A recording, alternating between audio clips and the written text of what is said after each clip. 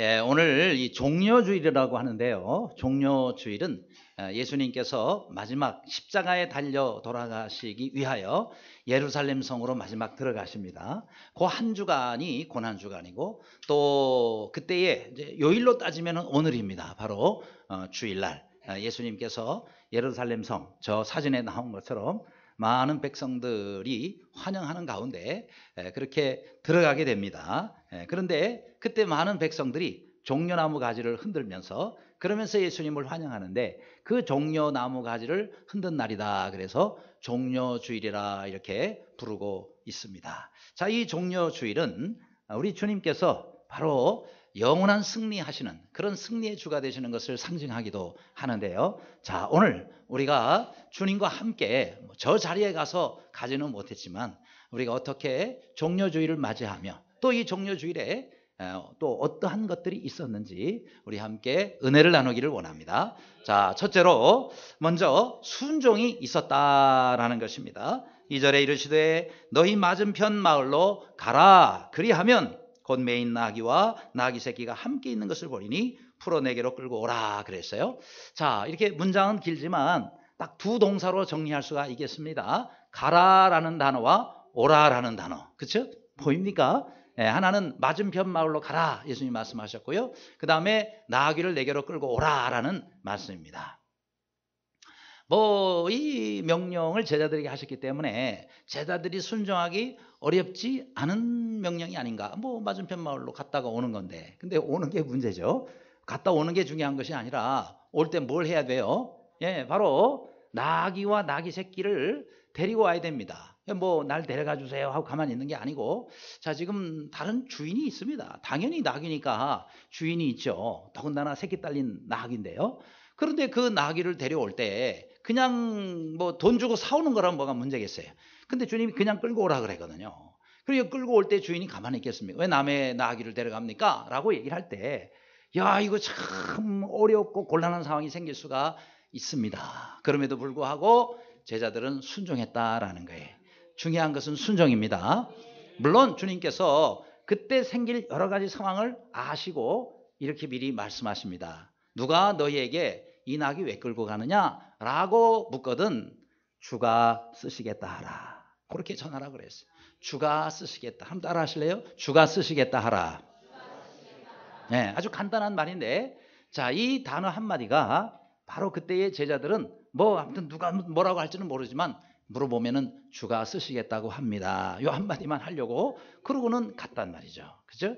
자, 그런데 놀라운 일이 일어나죠. 왜요? 그 주인이, 나귀의 주인이 이 한마디 말을 듣고는요, 그냥 순순히 내주더라 이거예요. 바로 모든 것의 주인 대신 하나님의 또 능력과 그 권세를 보여주는 것이기도 하고, 또 그 상황은 모르지만은 이 주인도 그 주님의 말씀에 잘 모르는 분일 수도 있고 전혀 듣지도 못한 사람일 수도 있지만은 주인께서 쓰시겠다고 합니다. 아, 그래요? 그래서 내준다는 거는, 이거는 모든 것의 주인이 바로 하나님이시고 모든 것의 주인이 바로 우리 예수 그리스도라는 사실을 보여주는 거란 말이죠.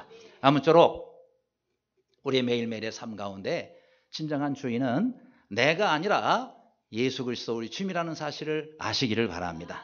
따라서 우리 예수님께서 쓰시겠다라고 말씀하실 때 여러분 기꺼이 내어드릴 수 있기를 바랍니다. 여러분의 시간을 주님께서 쓰시겠다. 이거 내 시간 내가 아까운, 아니에요.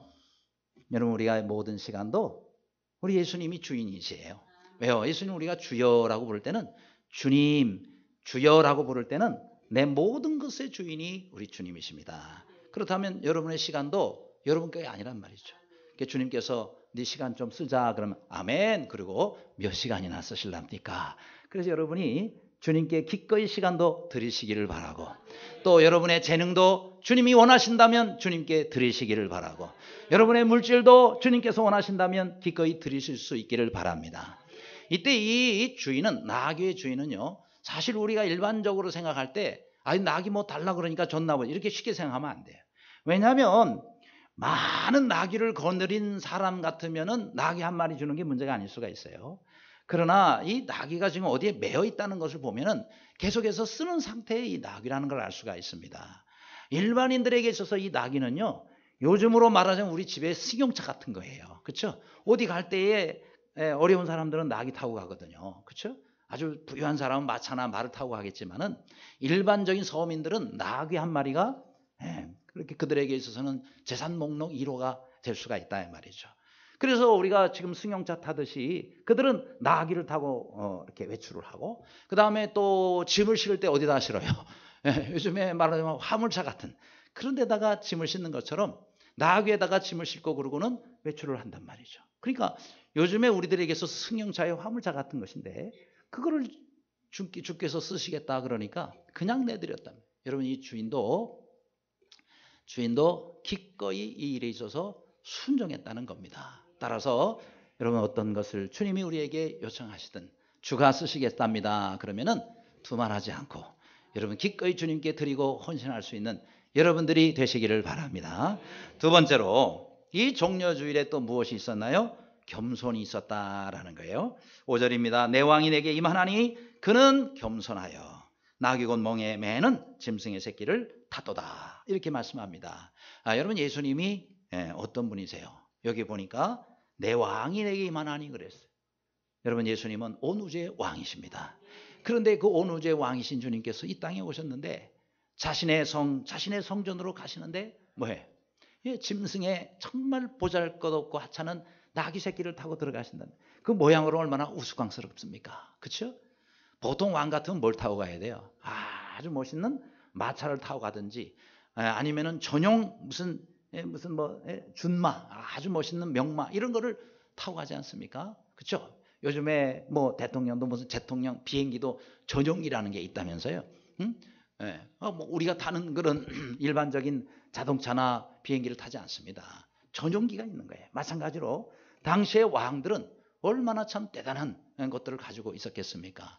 그런데 예수님께서는 아주 하찮은 나귀 새끼 한 마리를 타고 그러고는 자신의 성으로 들어가시는데 참 우리가 볼 때는 뭐 왕이 저러나 이런 생각하지만은요, 예수님이 왜 그렇게 하셨느냐 하는 거예요.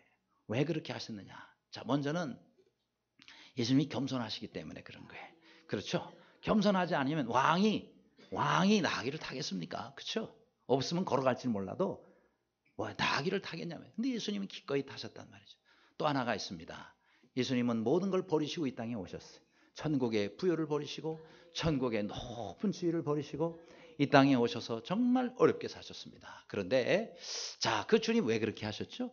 바로 우리를 부요케 하시기 위하여, 우리를 높은 곳으로 오르게 하시도록 하기 위하여 주님께서 낮아주셨다라는 것입니다. 누구를 위해서요? 바로 우리를 위해서. 우리 한 사람 한 사람을 위해서, 우리를 부요케 하시고 우리를 진정으로 높이시기 위해서 우리 주님은 모든 것을 버리시고 가장 낮은 곳에 임하셨다는 겁니다. 아무쪼록 그 주님을 닮아 우리도 늘 주님처럼 겸손하게 살 수 있기를 바랍니다. 우리도 주님처럼 우리도 다른 사람을 위해서 기꺼이 내 것을 내려놓을 수 있고 버릴 수 있는 데까지 나아갈 수 있기를 바랍니다. 그런 사람에게 우리 하나님께서 어찌 아끼시겠습니까? 그렇죠? 겸손한 자들에게 은혜를 주신다라고 말씀했어요. 아무쪼록 이 땅 가운데서 늘 주님을 섬기며 겸손하여 우리 주님께서 주시는 은혜와 우리 주님께서 주시는 상급과 우리 주님께서 주시는 영광을 얻으시는 우리 모두가 되시기를 간절히 바랍니다. 세 번째로 또 이 종려주일에 있었던 것이 있었습니다. 무엇일까요? 바로 헌신입니다.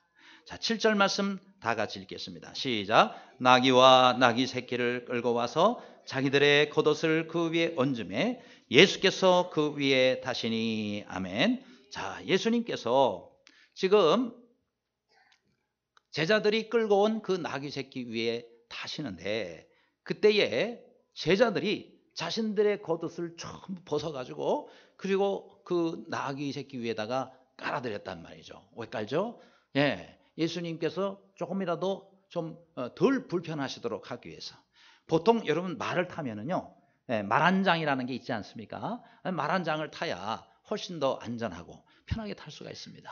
마찬가지로 예수님께서 비록 나귀를 타시지만 불편하실 것 같아서 제자들이 말 한 장을 하려고 보니 말 한 장이 준비되어 있는 것도 없고 그래서 자신들의 겉옷을 벗어가지고 그 위에다가 했단 말이죠. 그리고 많은 백성들 어떡합니까?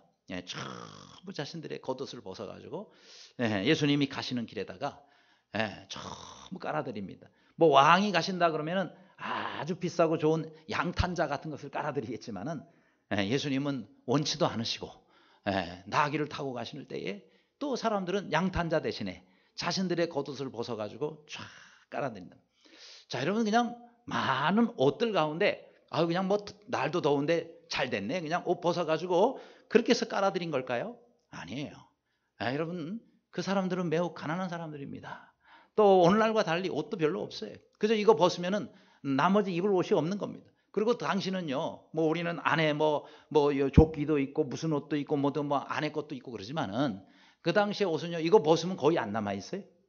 이거 벗으면 그냥 거의 안 남아 있는 겁니다. 그런 상태인데 이것을 벗어서 깔아드렸다는 것은 자신에게 있어서 최고의 정말 귀하고 귀중한 것들을 헌신하고 깔아드린 것이다 라는 것입니다. 그렇죠? 그래 우리는 정말 주님께 우리가 우리 자신을 드릴 때는 나에게 있어서 가장 소중하고 가치 있는 것들을 드려야 되는 거구나. 이들을 통해서 우리가 배울 수 있는 것입니다. 또 이들이요, 예수님이 어떤 분이라는 걸 알아요? 메시아라는 사실을 비로소 이들은 알았단 말이죠. 왜요? 백성의 지도자들, 그 당시에 또 종교 지도자들이 많이 있었지만 예수님과 수없이 대화도 하고 했지만 그 예수님을 메시아로 알아보는 사람은 거의 없었습니다. 그런데 배우지도 못하고 가진 것도 별로 없는 일반 백성들은요, 저분이야말로 메시아다. 그러면서 그분을 메시아로 보죠. 왜요? 여러분 나중에 9절에 보니까 호산나 하고 외칩니다. 호산나가 뭐예요? 우리를 지금 구원해 주소서라는 거예요. 그러니까 여러분 일반 다른 사람들이 누가 백성들을 구원할 수가 있겠어요? 이건 메시아한테만 부탁할 수 있는 거예요. 메시아한테만 요청할 수가 있는 거예요. 나를 구원하여 주소서. 그렇죠? 메시아라고 부르고 있는 거예요. 또 거기에 뭐라고 나와요? 다윗의 자손이요 라고 그렇게 노래하고 있습니다. 다윗의 자손은 단수로 나옵니다. 다윗의 후손이 한두 명인가요? 다윗의 후손이 한두 명이냐 말이에요. 그런데 여기는 단수로 나옵니다. 다윗의 자손이요라고 할 때 단수로 나온다는 것은 한 분밖에 없는 메시아를 말하고 있는 겁니다. 메시아는 다윗의 후손으로 오시겠다는 성경의 예언이 있거든요. 그래서 여기서 다윗의 자손이요라는 것은 메시아요라는 그 소리하고 똑같단 말이죠. 그러니까 이 백성들은 지금 예수님을 메시아로 알아본 거란 말이죠. 그래요. 하나님께서는 안다고 하는 자에게는 모르도록 하고, 그렇죠? 안다고 하는 자에게는 모르도록 하고, 모른다고 하는 자에게는 알도록 하고, 본다고 하는 자는 못 보게 만들고, 안 보입니다 하는 자에게는 보이도록 만들어 주시는 거예요.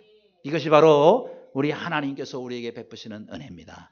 따라서 우리가 예수 그리스도 그 주님을 우리가 메시아로 알고 그 주님을 구원자로 알고 믿고 있으니 이 얼마나 감사한 일이냐 하는 거예요.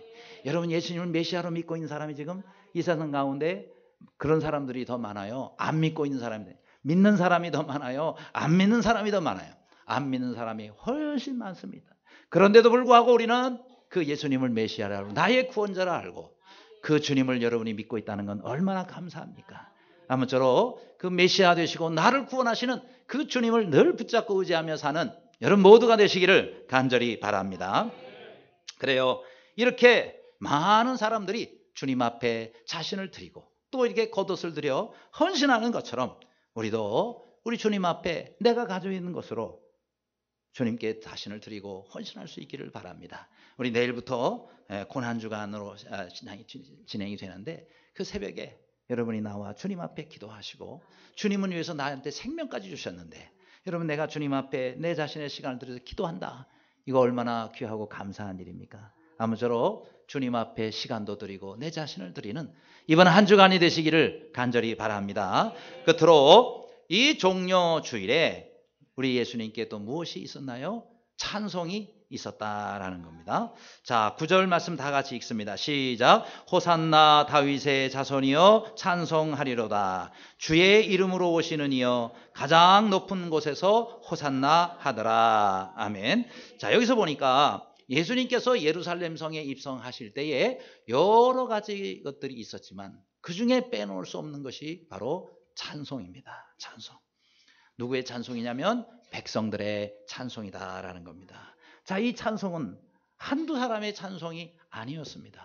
많은 무리들이 찬송을 함께 부르는 찬송이었다. 작은 소리가 아니었습니다.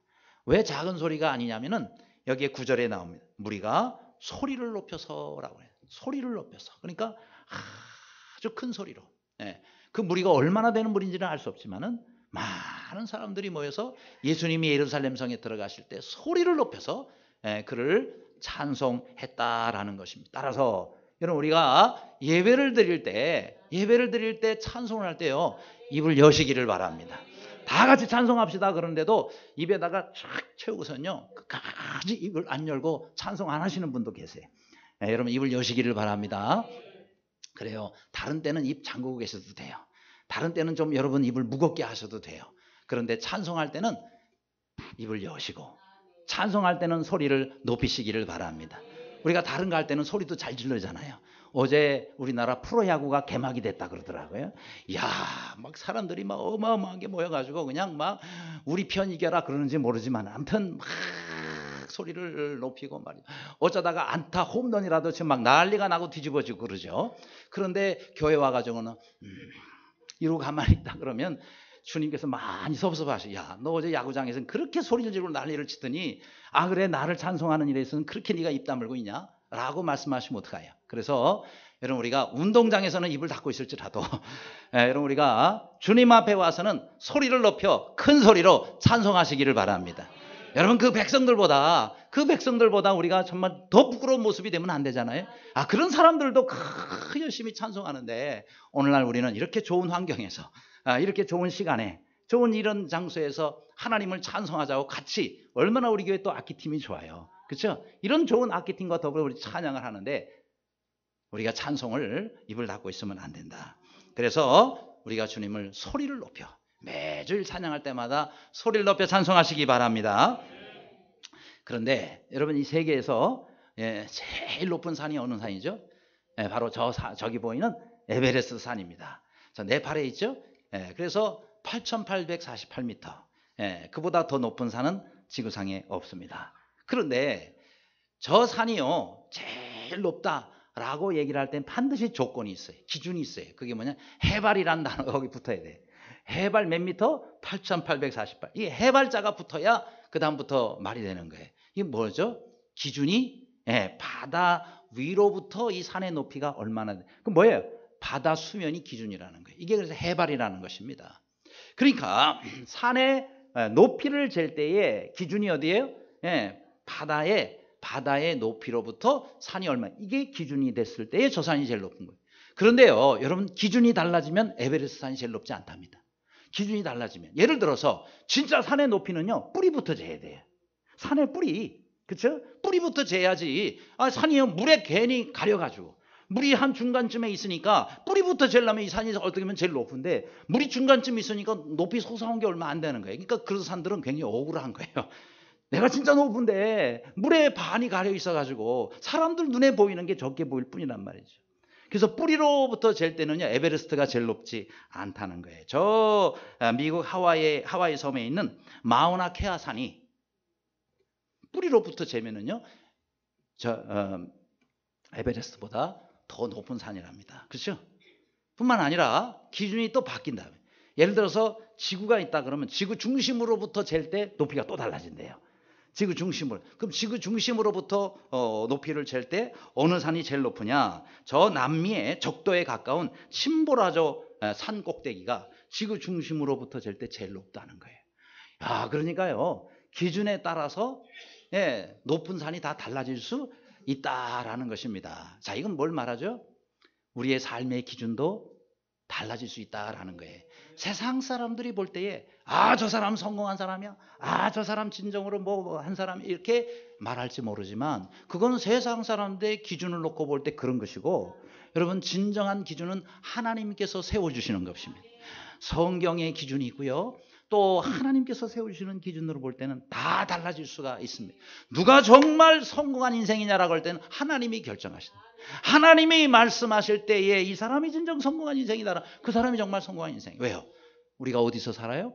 주님 앞에서 살고 또 우리가 어디로 가요? 영원한 천국으로 갑니다. 그러면 하나님의 기준에 의해서 우리는 앞으로 살게 될 텐데 하나님께서 판단하실 때 아니다 그러면 아닌 거예요. 하나님께서 판단하실 때 된다 그러면 되는 거란 말이에요. 그래서 우리가 세상의 기준도 물론 중요하지만 진정한 기준은 하나님께서 세우신다는 것을 알고 하나님의 기준에 합당한 삶을 사시기를 바랍니다. 그래야 우리가 진정 복된 사람이다 하는 거예요. 그래서 오늘 본문에 가장 높은 곳에서라고 말씀하고 있단 말이에요. 이 가장 높은 곳이 뭐예요?